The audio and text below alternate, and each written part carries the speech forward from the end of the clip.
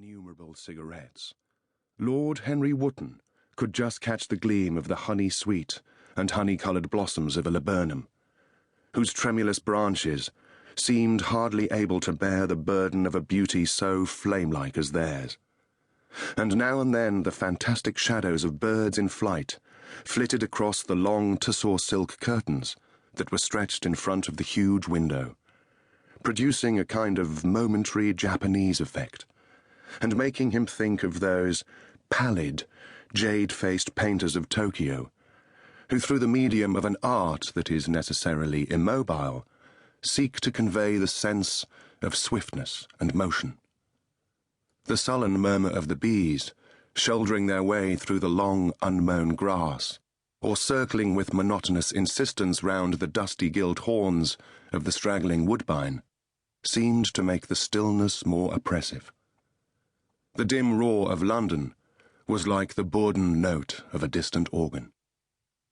In the centre of the room, clamped to an upright easel, stood the full-length portrait of a young man of extraordinary personal beauty, and in front of it, some little distance away, was sitting the artist himself, Basil Hallward, whose sudden disappearance some years ago caused, at the time, such public excitement and gave rise to so many strange conjectures.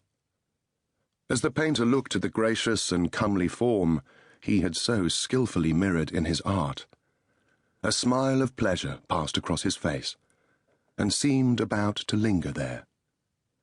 But he suddenly started up, and closing his eyes, placed his fingers upon the lids, as though he sought to imprison within his brain some curious dream from which he feared he might awake. "It is your best work, Basil, the best thing you have ever done," said Lord Henry languidly. "You must certainly send it next year to the Grosvenor. The Academy is too large and too vulgar.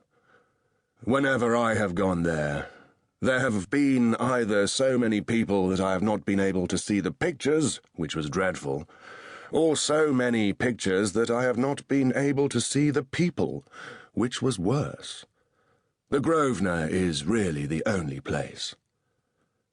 "I don't think I shall send it anywhere," he answered, tossing his head back in that odd way that used to make his friends laugh at him at Oxford.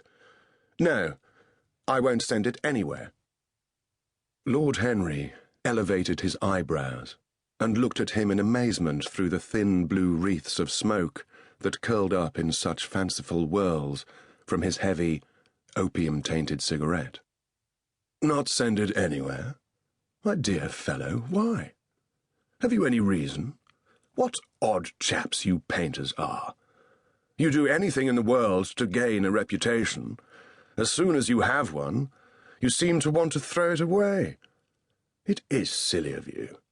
For there is only one thing in the world worse than being talked about, and that is not being talked about.